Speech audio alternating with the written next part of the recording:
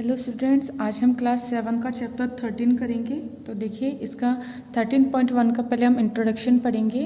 तो इसके अंदर आपके क्या है, अलजेब्रिक एक्सप्रेशन चैप्टर का नाम है आपका। तो इसमें अलजेब्रिक एक्सप्रेशन क्या होती हैं, तो देखिए इसके अंदर क्या होता है, एक वेरिएबल और कांस्टेंट, इन चीज़ से ये हमारी क्या बनती है, अलजेब्रिक एक्सप्रेशन बनती है। तो हमें वेरिएबल पता होना चाहिए कि वेरिएबल क्या है। तो सबसे पहले हम इसे रीड करते हैं। तो देखिए, a variable is a symbol which is use to represent as non number.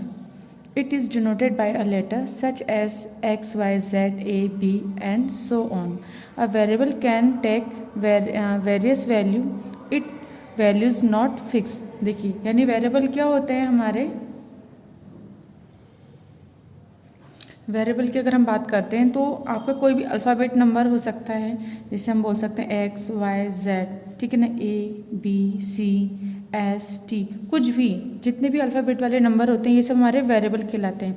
अब इनकी वैल्यू जो होती है ये फिक्स्ड नहीं होती है। इनकी जो वैल्यू होती है हमारी वो क्या होती है, फिक्स्ड नॉट, ठीक है ना। यानी इनकी वैल्यू फिक्स नहीं होती, यानी एक्स की वैल्यू हम कुछ भी रख सकते हैं। जैसे अगर हमने लिखा Y is equal to 3x, ठीक है। तो x की वैल्यू अब यहाँ पर क्या है, यहाँ हमारे x और y, ये हमारे x और y तो क्या है, वेरिएबल है, क्योंकि इनकी वैल्यू हम कुछ भी रख सकते हैं। और 3 हमारा क्या होगा, हमारा कांस्टेंट, कांस्टेंट यानी जो फिक्स वैल्यू है। तो यहाँ पर क्या है, 3 है ना, 3 हमारा क्या है, कांस्टेंट, ये फिक्स वैल्यू होती है। क्या होती है हमारी, फिक्स्ड वैल्यू।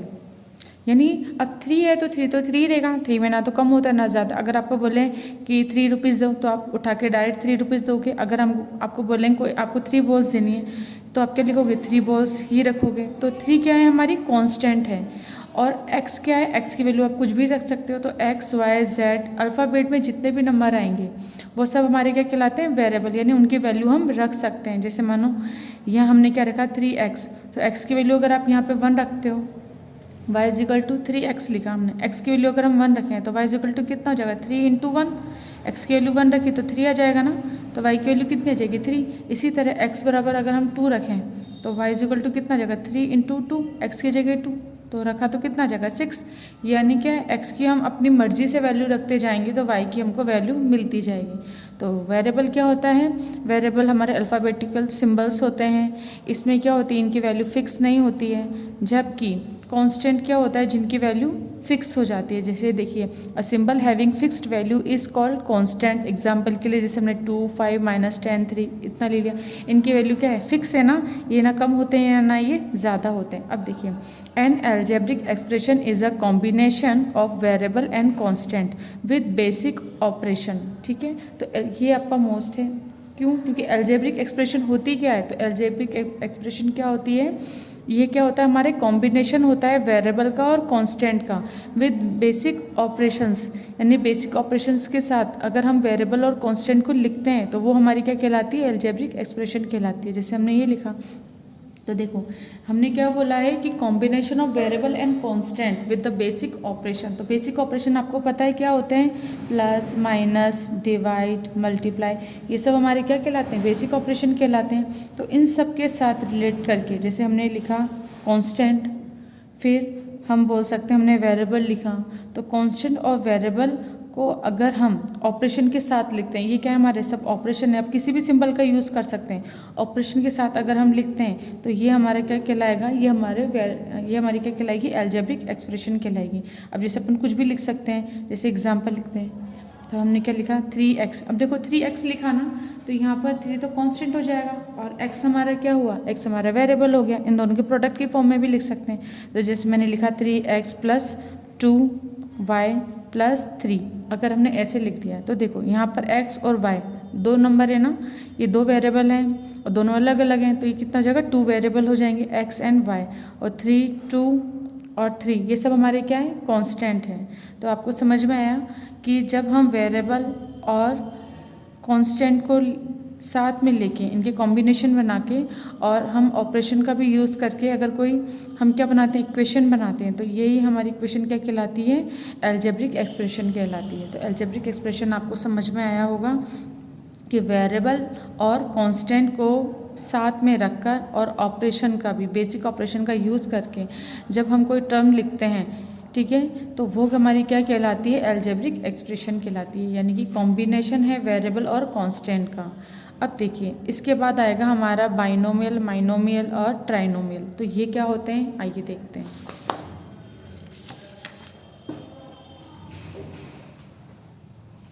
देखिए तो सबसे पहले अगर हम बात करें कि देखो डेफिनेशन आप बुक में से लिखेंगे, इसलिए मैं लिख नहीं रही हूँ, मैं सिर्फ आपको समझाऊंगी। ये देखिए डेफिनेशन आप सबको बुक में से लिखनी है, और अगर बुक नहीं है तो वीडियो को यहाँ पे पॉज कर लेना तो आपके समझ में आ जाएगा। देखो अब पॉलिनोमियल क्या होता है हमारा, पॉलिनोमियल में क्या आते हैं हमारे मोनोमियल, बाइनोमियल और ट्राइनोमियल।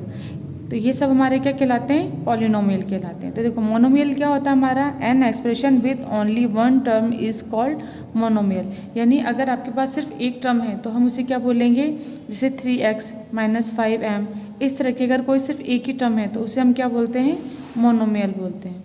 इसी तरह से बाइनोमियल क्या होता है हमारा, an expression with two unlike term is called binomial. तो देखो अब ये क्या है हमारे, जैसे हमने 4x - 1 लिखा ना, तो ये कितना 1 और ये 2 टर्म से मिलकर बनी हुई है, तो ये क्या हो जाएगी हमारी बाइनोमियल हो जाएगी। इसी तरीके से ट्राइनोमियल क्या होता है, an expression with 3 unlike term is called trinomial. तो देखो 1 2 3 टर्म से मिलकर बनी हुई है, तो ये क्या कहलाएगी हमारी। और देखो ये अनलाइक टर्म और लाइक टर्म मैं भी आपको समझाऊंगी, तो ये क्या कहलाएगी हमारी ट्राइनोमियल। तो देखो अब सबसे पहले जैसे मैंने आपको डेफिनेशन तो आपको इसमें लिख ही लेनी है, इसके बाद अब हम समझते हैं कि ये सब क्या चीज़ है। सबसे पहले हमने एक्सप्रेशन लिखी, फिर अब हमने जैसे कोई भी एक्सप्रेशन लिखी, अगर हमने लिखा फर्स्ट, अब फर्स्ट एक्सप्रेशन में जैसे हमारा क्या था, मोनोमियल की बात करते हैं, मोनोमियल। तो देखिए जैसे हमने कोई भी एक डिजिट लिख दी, जैसे 2 लिख दिया, 2x लिख दिया, अब ये एक ही डिजिट है ना, तो ये क्या हो जाएगा हमारा मोनोमियल। मोनोमियल यानी सिर्फ अकेला। अब ये 2x भी हो सकता है, इसको हम 5y भी बोल सकते हैं, ये 7t भी हो सकता है, कुछ भी, यानी सिर्फ एक ही। अब टर्म देखिए, टर्म क्या होती है, यानी कि ये मोनोमियल है ना, तो टर्म जैसे अभी हमने ये वाला हमने क्या लिखी थी, इक्वेशन लिखी थी। अब इसमें कितने से मिलकर बना हुआ है, देखो 1, ये यानी एक नंबर पूरा, ये 1 टर्म होती है, फिर ये सेकेंड टर्म और ये थर्ड टर्म, तो 1 2 3। तो इस इक्वेशन में कितनी टर्म है, थर्ड टर्म है, 3 टर्म है ना, तो ये 3 टर्म वाला है। अगर सिर्फ एक ही टर्म हो जिसके अंदर, जैसे हमने सिर्फ 2x लिखा और कुछ नहीं लिखा, तो सिर्फ एक ही नंबर है ना, तो इसे हम बोलेंगे मोनोमियल। और ये कितनी टर्म्स का है, ओनली 1 टर्म्स का है। इसी तरीके से अब बाइनोमियल, तो बाइनोमियल लिखोगे आप, तो बाइनोमियल में आप क्या लिखोगे, देखो बाइनोमियल में आपके क्या हो जाएगा, 2 टर्म्स आ जाएंगी। जैसे मैंने लिखा 2x + y। अब टर्म्स कितनी है इसके अंदर, एक ये 1 टर्म और एक ये सेकेंड टर्म है, तो ये हो गया बाइनोमियल, 2 नंबर की है ना। इस तरह से अगर मैं लिख दूँ 7s बोल लो, ठीक है ना, +2t, तो इसमें भी कितनी टर्म है, 7s ही है, तो 1 और 2 टर्म है, तो ये कितना हो जाएगा, बाइनोमियल हो जाएगा। इसी तरीके से अब हम किसकी बात करते हैं, थर्ड की, कि ट्राइनोमियल।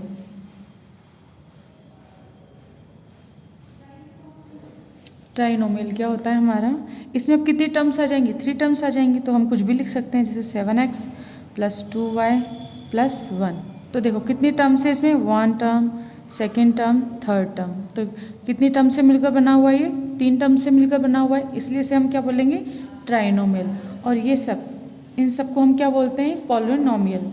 तो ये सब किसकी फॉर्म है, ये सब हमारे पॉलिनोमियल की फॉर्म है।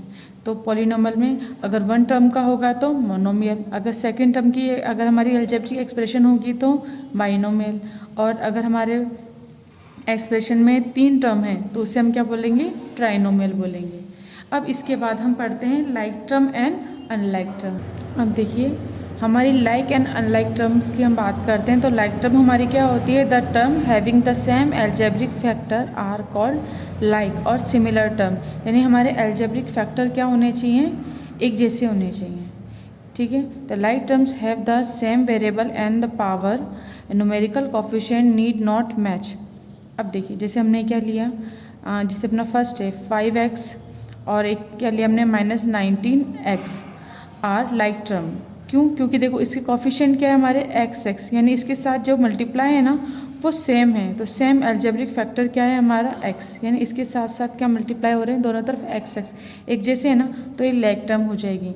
और इसी तरीके से सेकंड देखिए -2yz और 1.6yz, तो देखो yz यानी वेरिएबल हमारे सेम होने चाहिए। इसके साथ जब भी हम कोफिशिएंट और वेरिएबल एक साथ लिखेंगे, ठीक है ना, कोफिशिएंट बोल रहे हैं हम कांस्टेंट और वेरिएबल को जब हम एक साथ प्रोडक्ट करके लिखते हैं तो हमारे वेरिएबल क्या होने चाहिए, सेम होने चाहिए। तो फिर वो क्या हो जाएगी, हमारी लाइक टर्म हो जाएगी। जैसे देखो ab² है, फिर b²a, अब देखो आगे पीछे लिख दिया उससे कोई फ़र्क नहीं पड़ता, लेकिन b पर भी पावर क्या है, स्क्वायर है, और a है, यहाँ पर भी b पे स्क्वायर क्या है, 2b² है और a है, तो दोनों एक सेम है ना, तो इसलिए क्या हो जाएगी, लाइक टर्म हो जाएगी। इसी तरीके से यहाँ पर देखते हैं, देखो अब यहाँ पर 5m² n है और यहाँ पर -n² m है, तो यहाँ पर m तो पावर 2 है और n सिंबल है, लेकिन यहाँ पर n पे पावर 2 है और m क्या है, सिंगल है, तो ये दोनों इक्वल है क्या, नहीं है, इसके पास m ज़्यादा है तो इसके पास n है, तो ये दोनों जब इक्वल नहीं होंगे तो हम क्या बोलेंगे, are not a like term. तो अगर कोफिशिएंट हमारे ये वेरिएबल अगर हमारे इक्वल नहीं होते हैं तो हम इसे क्या बोलेंगे, नॉट लाइक टर्म, और अगर हमारे वेरिएबल इक्वल होते हैं तो उसे हम क्या बोलते हैं, लाइक टर्म बोलते हैं। तो इसी तरीके से देखो जब हमारे फैक्टर, अभी हम आपको बताएंगे इसको फैक्टर कैसे लिखा है। जैसे देखो 5m² n है ना, तो 5m कितनी बार है, 2 टाइम्स है, तो m को 2 टाइम्स लिख दें, n कितनी बार है, 1, तो 1, तो ये इसके फैक्टर हो गए। फैक्टर मतलब इनको अलग अलग करके लिखना है। इसी तरह n² है तो n कितनी टाइम्स है, 2 टाइम्स है, m 1 टाइम्स है, तो ये फैक्टर हो जाएगा। तो देखो same variable but not power is not the same, variable तो हमारे सेम है क्योंकि mn यहाँ पर भी है, mn यहाँ पर भी है, बट इनकी पावर अलग है ना, इसलिए हम इसे क्या बोलेंगे, इसको हम बोलेंगे नॉट लाइक टर्म। तो इस तरीके से constant term are considers to be like term, ये भी आपको नोट को भी याद रखना है। तो इस तरीके से देखिए, मैं बुक आपको इसलिए दिखा रही हूँ क्योंकि अगर मानो किसी बच्चे के पास बुक नहीं है या कुछ है तो इसमें से आप क्या करेंगे, आप वीडियो को पॉज करके भी इसकी डेफिनेशंस लिख सकते हैं। इसीलिए मैं आपको पहले बुक से पढ़ा रही हूँ, उसके बाद फिर कॉपी में और अच्छे से एक्सप्लेन कर दूँगी। तो देखिए अनलाइक टर्म अब क्या होती है, the term that do not have the same algebraic factor are called unlike term, कि क्या होना चाहिए, सेम एल्जेब्रिक फैक्टर नहीं होने चाहिए। जैसे भी हमने पीछे देखा ना, उसमें सेम एल्जेब्रिक फैक्टर नहीं थे तो उसे हम क्या बोलेंगे, अनलाइक टर्म। जैसे हमने ये लिया 2ab and 6pq are unlike term, देखो इसमें वेरिएबल ही अलग है, यहाँ तो ab है और यहाँ क्या है, pq, अभी दोनों अलग अलग है ना, इसलिए हम इसे क्या बोलेंगे, अनलाइक टर्म बोलेंगे। इसी के बाद अब देखो 3a² एंड -b²a, तो यहाँ पर क्या है, हमारे a² b है और यहाँ पे b² है, तो वेरिएबल तो एक जैसे a b, लेकिन हमारे क्या है, पावर अलग है, तो इसलिए क्या हो जाएगा, अनलाइक टर्म हो जाएगी। इसी तरह 5mn एंड 5m, तो ये भी क्या हो जाएगी, अनलाइक। क्यों हुई अनलाइक, क्योंकि देखो यहाँ तो m और n दोनों ही हैं, जबकि यहाँ पर क्या है, सिर्फ m है, तो ये दोनों इक्वल नहीं है ना, इसलिए ये भी क्या हो जाएंगे, अनलाइक टर्म हो जाएगी। a b and -b are unlike, क्यों, क्योंकि यहाँ a और b दोनों हैं, जबकि यहाँ पे -b ही है, a नहीं है ना इसके पास, इसलिए ये दोनों भी क्या हो जाएंगी, हमारी अनलाइक टर्म हो जाएंगी। तो इस तरीके से लाइक अनलाइक टर्म आप क्या कर लोगे, फाइंड कर पाओगे। इसके बाद अब हम आगे पढ़ते हैं पॉलिनोमियल, कि देखो तो हमने जैसे पॉलिनोमियल के बारे में पढ़ा था, मैंने आपको पढ़ा दिया मोनोमियल क्या होता है, बाइनोमियल और ट्राइनोमियल, जिसमें ओनली वन टर्म है तो मोनोमियल। अगर हमारी 2 अनलाइक टर्म है, 2 अनलाइक टर्म नहीं समझ गए ना, देखो ये कितना है 4x - 1, तो इन दोनों के वेरिएबल एक जैसे नहीं है ना, जैसे a + b करा तो a और b दोनों वेरिएबल अलग अलग हैं, तो ये अनलाइक टर्म है।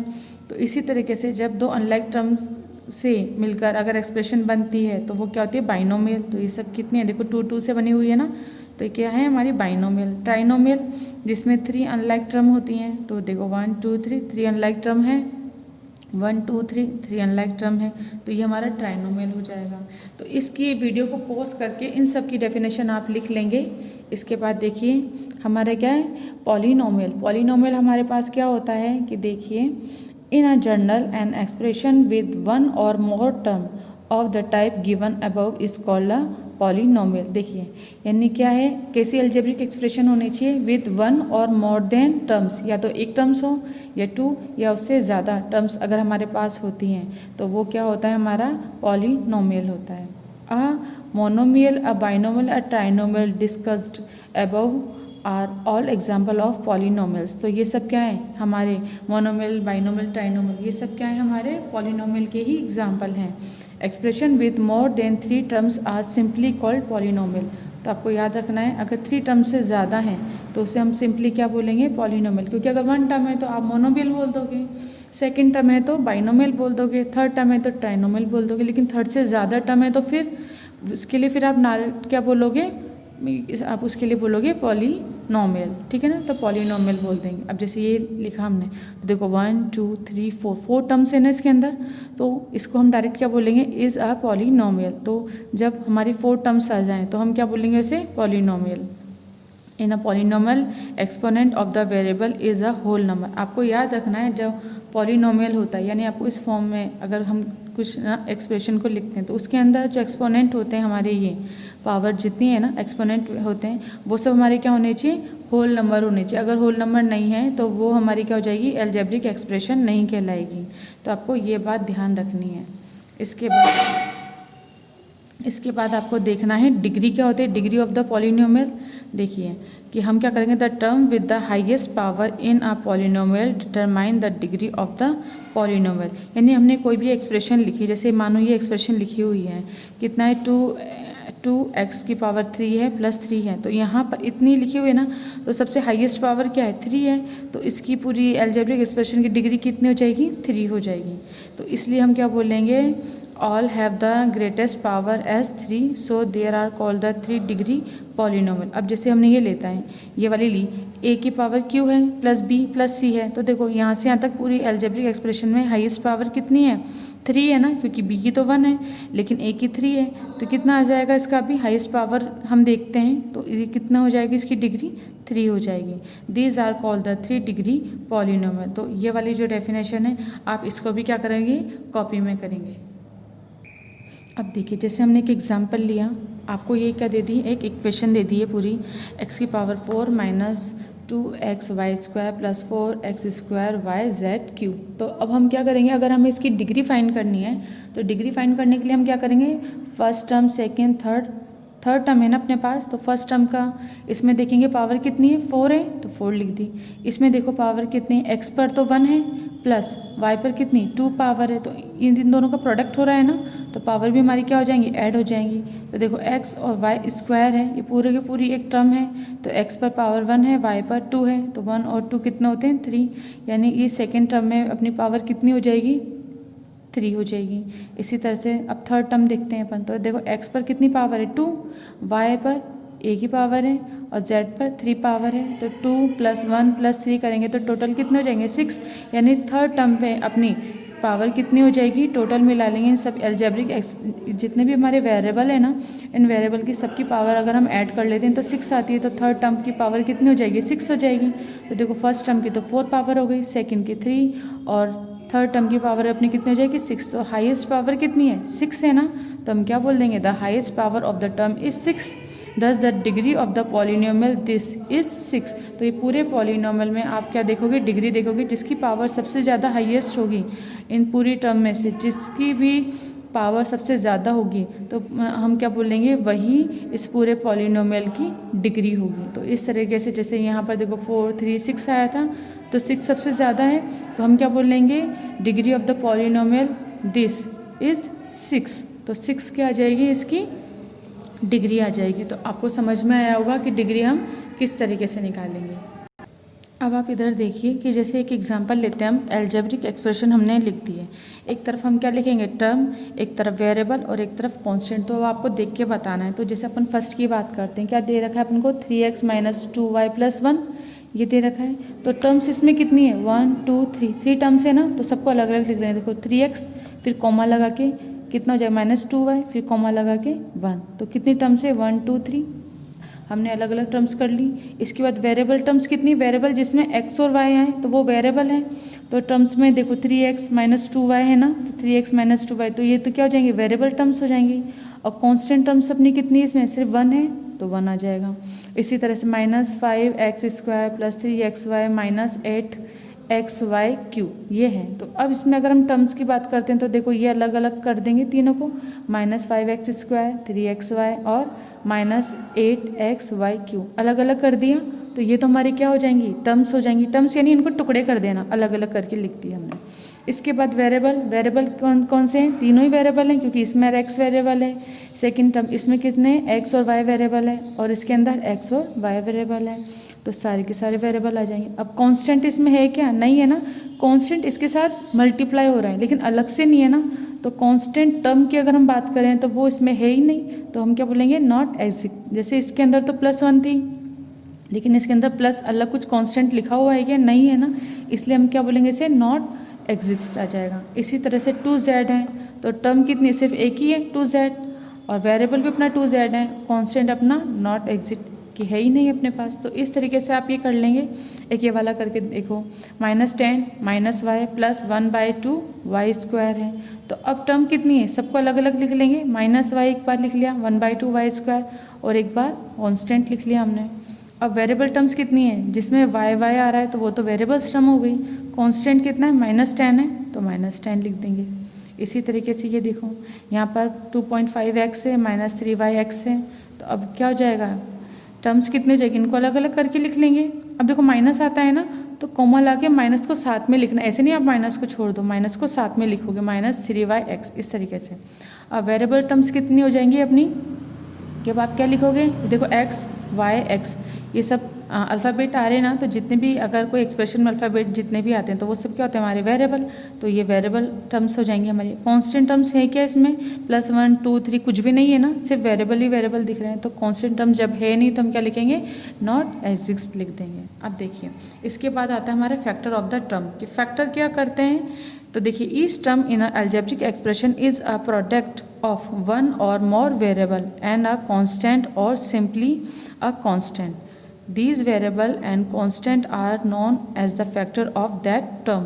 तो अब देखिए इसमें हमने क्या करा, जैसे हमें कोई अलजेब्रिक एक्सप्रेशन दे दी, अब अगर हमें इसके फैक्टर निकालने तो सबसे पहले तो आप क्या करोगे, अलग अलग इन सबको कट कर लोगे ना, टर्म्स लिख लोगे। जैसे 5a² है, इसको एक तरफ वेरिएबल टर्म्स है, फिर -2a -2bc है, तो ये भी क्या हो जाएगी हमारी वेरिएबल टर्म्स, और 10 को लिख लेंगे हम, ये क्या हो जाएगी हमारी कांस्टेंट टर्म।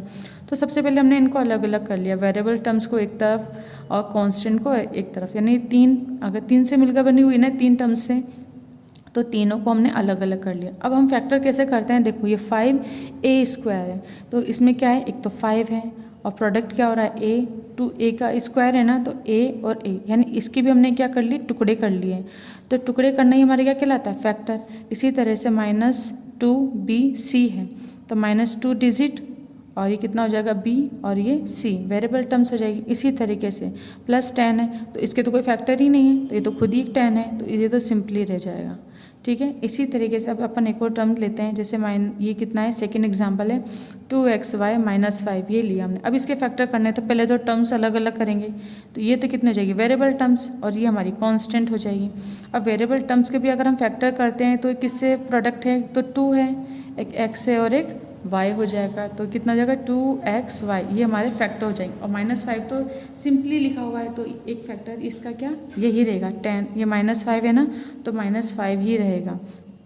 तो देखिए जैसे हमने ये सब कर लिया, तो अब आपको अच्छे से समझ में आ गया होगा कि भाई इसके फैक्टर कैसे करते हैं। फैक्टर मतलब उसके आप टुकड़े कर देना, अलग अलग कर देना, तो वो हमारे फैक्टर कहलाएंगे। तो फैक्टर आप कर लेंगे। अब देखो जैसे हम कोई एक एग्जांपल मैं आपको देती हूँ, जैसे हम अपनी मर्ज़ी से लेते हैं कुछ भी फैक्टर के लिए, तो अब फैक्टर करते हैं। जैसे मैंने लिया 2x4 + 3y, अब इसके फैक्टर करते हैं, तो सबसे पहले और +1 ऐसे और लिख लेते हैं। तो सबसे पहले आप क्या करोगे, अब देखो 1 2 3 टर्म्स है ना, तो एक टर्म्स में तो 2x4 करोगे, एक में 3y और एक में आपके कितना आ जाएगा 1 आ जाएगा।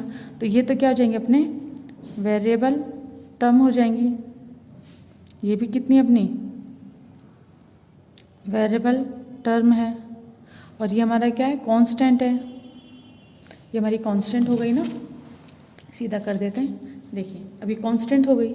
अब अगर इसके फैक्टर करने हैं, तो फैक्टर करने हैं तो फिर इसके टुकड़े करते हैं। तो देखो एक तो 2 है और x कितनी बाहर है, इसमें x की पावर 4 है ना, दैट मीन्स एक x, कितने x हैं इसके पास 4x हैं, एक x और आ जाएगा और एक x और आ जाएगा। तो देखो 1 2 3 4 तो x है हमारे पास और 2 है, तो ये सब इसके क्या कहलाएंगे, हमारे ये फैक्टर कहलाएंगे। तो फैक्टर समझ में आए।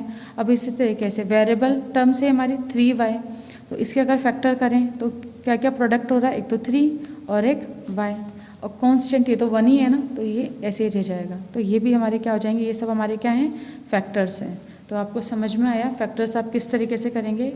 अब एक चीज़ और पढ़ते हैं हम कि हमारे क्या पढ़ेंगे हम, न्यूमेरिकल कोफिशिएंट क्या होते हैं। तो देखो न्यूमेरिकल कोफिशिएंट की अगर हम बात करें,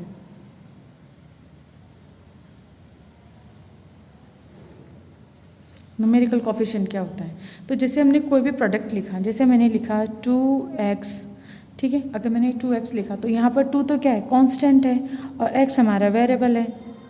तो ये प्रोडक्ट की फॉर्म में एक तरीके से देखो 2 × x ऐसे भी लिख सकते हैं। तो न्यूमेरिकल कोफिशिएंट क्या होता है हमारा कि x का अगर मैं कोफिशिएंट पूछूँ तो x तो वेरिएबल है, तो वेरिएबल का कोफिशिएंट यानी कि उसके साथ जो प्रोडक्ट हो रहा है, उसके साथ जो डिजिट मल्टीप्लाई हो रही है, वही हमारी क्या कहलाती है, न्यूमेरिकल कोफिशिएंट कहलाता है। जैसे अगर मैं इसमें बात करूं कि x का न्यूमेरिकल कोफिशिएंट क्या है, तो x के साथ क्या मल्टीप्लाई हो रहा है, 2 मल्टीप्लाई हो रहा है ना, तो 2 हमारा क्या आ जाएगा, 2 हमारा आ जाएगा न्यूमेरिकल कोफिशिएंट, ठीक है। उसी तरीके से अगर हम बात करें, जैसे मैंने लिख दिया -7x²y, जैसे हमने ये लिख दिया। अब अगर मैं आपसे पूछती हूँ कि भाई आपको बताना है x²y, ये सब वेरिएबल है ना, x²y, और -7 क्या है अपना कांस्टेंट है। तो अगर हम आपसे पूछेंगे कि x² का आपको न्यूमेरिकल कोफिशिएंट बताना है, तो न्यूमेरिकल कोफिशिएंट क्या हो जाएगा, x² के साथ क्या मल्टीप्लाई हो रहा है, -7x हो रहा है, तो हम क्या बोल सकते हैं, -7 बोल देंगे is coefficient of the term, and also हम इसे क्या बोल देंगे, कोफिशिएंट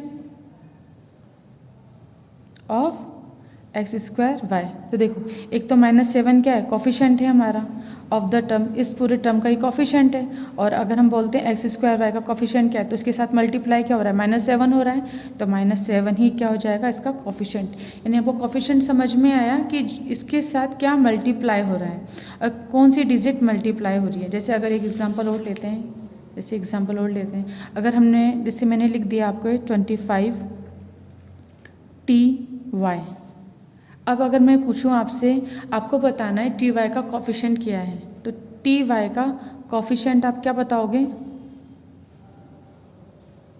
ty के साथ क्या मल्टीप्लाई हो रहा है, 25 मल्टीप्लाई हो रहा है, तो ty का कोफिशिएंट कितना हो जाएगा, 25। तो 25 को हम क्या बोलेंगे, coefficient of, numerical coefficient of ty, यानी आपको सिंपली देखना है क्या प्रोडक्ट हो रहा है।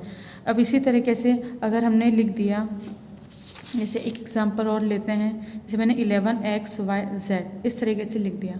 अब अगर हम पूछें आपको कि आपको बताना है न्यूमेरिकल कोफिशिएंट ऑफ xyz का न्यूमेरिकल कोफिशिएंट क्या होगा, तो हम क्या लिखेंगे, 11 होगा, क्योंकि 11 ही क्या हो रहा है, इसके साथ xyz के साथ मल्टीप्लाई हो रहा है, तो 11 ही हमारा क्या हो जाएगा, न्यूमेरिकल कोफिशिएंट होगा। तो इस तरीके से न्यूमेरिकल कोफिशिएंट आपको समझ में आए क्या होता है, सिर्फ प्रोडक्ट कि वेरिएबल के संग क्या चीज़ प्रोडक्ट होती है, वही हमारा क्या कहलाता है, न्यूमेरिकल कोफिशिएंट कहलाता है।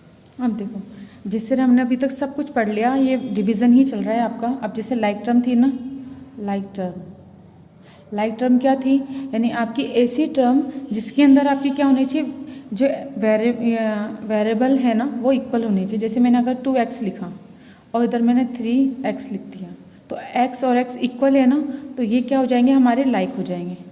देखिए हमारे कांस्टेंट अलग अलग हो सकते हैं, उसमें कोई दिक्कत नहीं है, लेकिन जो हमारे वेरिएबल है ना वो इक्वल होने चाहिए। अब जैसे अगर मैंने लिख दिया 5xy, इधर मैंने लिख दिया -3xy, तो देखो यहाँ पे 5 है, यहाँ पे -3 है, ये तो अलग अलग है, लेकिन xy इक्वल है ना, तो ये भी हमारी क्या हो जाएगा, लाइक हो जाएगी, लाइक टर्म। इसी तरीके से अगर हमने लिख दिया 7x² और यहाँ पर भी मैंने लिख दिया 8x² तो देखिए यहाँ पर भी x² है y, यहाँ पर भी x² है, तो सेम है, तो ये भी हमारी क्या हो जाएगी, लाइक टर्म। लेकिन अगर हम ऐसे लिख देते हैं, जैसे मैंने लिखा इधर 8xy² और एक मैंने लिख दिया 10x²y, तो अब बताओ ये है क्या। तो देखो यहाँ तो x एक ही था, यहाँ पर y कितने 2 हैं, जबकि यहाँ पर x 2 है, y सिर्फ एक ही है, तो ये इक्वल है क्या, नहीं है ना, तो इसलिए क्या हो जाएगा, नॉट लाइक टर्म। समझ में आया। उसी तरीके से अगर हम लिख देते हैं, एक तरफ मैंने लिख दिया 10xy और सिर्फ एक तरफ मैंने -y लिख दिया, तो अब देखिए ये लाइक है या अनलाइक है, तो आप क्या बोलोगे, नॉट लाइक, या नॉट लाइक भी बोलो या अनलाइक बोलो, एक ही बात है। देखो क्योंकि इसके पास 10 के पास क्या है, x और y दोनों ही हैं, जबकि यहाँ पर -10 के पास सिर्फ y है, x नहीं है ना, तो यहाँ पर जब x मिसिंग है तो दोनों इक्वल नहीं है, तो ये भी क्या हो जाएगा, अनलाइक लिख लो या नॉट लाइक लिखो टर्म। तो अब आपको ये समझ में आया, लाइक टर्म अनलाइक टर्म। तो ये बिल्कुल बहुत छोटे छोटे क्वेश्चन आएंगे इसके, लेकिन ये आपको मार्क्स दिला सकते हैं, तो आपको याद रखना लाइक टर्म क्या होती है और अनलाइक टर्म क्या होती है। इसके बाद एक हम डिग्री की बात कर रहे थे, डिग्री का रिवीजन कर लेते हैं। डिग्री ऑफ एक्सप्रेशन, जैसे हमने लिखा 2x² + 3y + 1। अब बताओ इसकी डिग्री क्या है, तो अगर हम इस टर्म की बात करते हैं तो इसकी डिग्री कितनी है, x पर कितनी पावर है 2। अगर हम इसकी बात करते हैं 3y की, तो इस पर डिग्री कितनी है, y पर 1, और ये तो 1 है ही सही। तो डिग्री किसकी ज़्यादा है, 2 ज़्यादा है या 1 ज़्यादा है, यहाँ पे डिग्री लिखते हैं ना, डिग्री कितनी ज़्यादा है, 2 ज़्यादा है ना, तो इसकी डिग्री कितनी हो जाएगी, 2। इसी तरीके से अगर हम एक एग्जांपल और लेते हैं, जैसे मैंने लिखा 3x² + 4y³ + 2z + 1। अब हमने ये लिख लिया, तो देखो 1 2 3 4 टर्म्स हैं, तो ये क्या हो जाएगा, पॉलिनोमियल हो जाएगा। अब अगर हम डिग्री की बात करें तो इसकी पावर कितनी है, 2, ये पावर है अपनी, या एक्सपोनेंट भी बोल सकते हैं इसको। इस पर कितनी है, y पर 3, z पर कितनी है, 1 है, और ये 1 तो 1 है। तो देखो पावर किसकी ज़्यादा है, इसकी पावर सबसे ज़्यादा है, तो इस पूरे एक्सप्रेशन की डिग्री अपनी कितनी हो जाएगी, डिग्री हो जाएगी अपनी 3, यानी पूरे एक्सप्रेशन में जिस वेरिएबल पर पावर सबसे ज़्यादा है, ठीक है ना, जिस टर्म की डिग्री सबसे ज़्यादा है, पावर सबसे ज़्यादा है, वही हमारी क्या होती है, डिग्री। तो हाईएस्ट डिग्री हम देखेंगे एक्सप्रेशन की, वही हमारी क्या हो जाएगी, डिग्री, ठीक है ना। तो यहाँ पर 3 है, तो 3 हमारी क्या हो जाएगी, डिग्री हो जाएगी। तो इस तरीके से आप डिग्री निकाल सकते हो। जैसे एक एग्जांपल और लेते हैं अपन, अगर मैंने आपको बोला, जैसे मैंने आपको बोला 3x4 + 2xy + 3 की जगह 8 लिख लेते हैं, 8z²। अब देखिए, अब इसकी अगर हम पूछें कि अब आप बताओ, तो सबसे पहले तो पावर देखेंगे, तो इसकी पावर कितनी है, x पर 4 लग रही है, ये अपनी पावर है, ठीक है। सबसे पहले तो पावर लिखेंगे 4। अब 2x और y है ना, तो x पर पावर भी 1 है, y पर भी पावर 1 है, तो 1 और 1 कितने होते हैं, 2, तो 1 + 1 कितने हो जाएंगे, 2। यानी इस टर्म पर, सेकंड टर्म पर कितनी पावर हो जाएगी, 2 पावर हो जाएंगी, एक इसकी पावर एक इसकी पावर। अभी मल्टीप्लाई में तो पावर ऐड कर देंगे हम, तो इस पे पूरी सेकंड टर्म पे पावर कितनी हो जाएगी, 2, 1 + 1 2। अब थर्ड टर्म पे कितनी पावर है, z पर 2 है, तो देखो पावर किसकी सबसे ज़्यादा है, फर्स्ट टर्म पे 4 पावर है, सेकंड टर्म पे 2 और थर्ड टर्म पे 2 पावर है, तो सबसे ज़्यादा पावर कौन सी, ये है ना। तो इसकी डिग्री क्या हो जाएगी, अगर हम डिग्री की बात करेंगे, इस एक्सप्रेशन की डिग्री कितनी हो जाएगी अपनी, 4।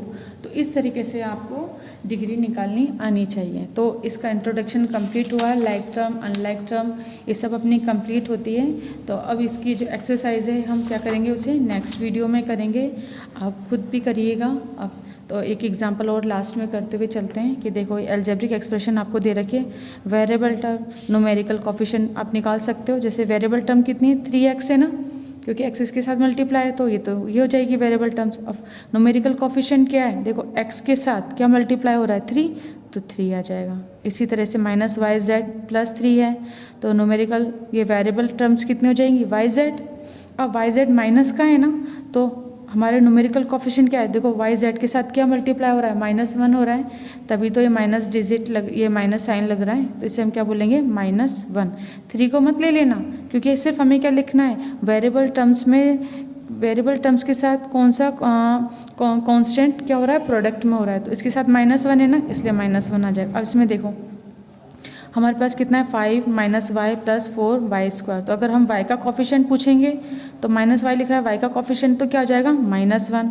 और अगर y² का कोफिशिएंट पूछते हैं तो वो y² के साथ क्या प्रोडक्ट है, 4, तो 4 हो जाएगा। इसी तरीके से ये हमने एक एक्सप्रेशन लिख दी, 9m² n - 5nm + n - 6m, ये दे रखा है आपको। तो अब इसमें देखिए, अगर हम इसकी बात करते हैं, अगर आपसे कोई पूछता है, ये सब हमने क्या लिख दिए, वेरिएबल टर्म्स लिख दी। अब अगर आपसे कोई पूछे कि m² n का आपको क्या बताना है, न्यूमेरिकल कोफिशिएंट, तो m² n की संख्या प्रोडक्ट हो रहा है 9, तो 9 हो जाएगा। अगर आपको सिंपल एन एम का पूछे तो क्या हो जाएगा -5। अगर आपको एन का कॉफिशेंट पूछे तो इसके साथ कुछ भी नहीं है ना, तो 1 अपन बोल सकते हैं। और अगर एम का कॉफिशेंट आपसे पूछे तो क्या हो जाएगा, -6 इसके साथ मल्टीप्लाई हो रहा है तो क्या आ जाएगा, न्यूमेरिकल कॉफिशेंट -6 आ जाएगा। तो इस तरीके से आप निकाल सकते हैं किसी भी अलजेब्रिक एक्सप्रेशन में न्यूमेरिकल कॉफिशेंट। तो आज का वीडियो अपन यहीं पे कंप्लीट करते हैं।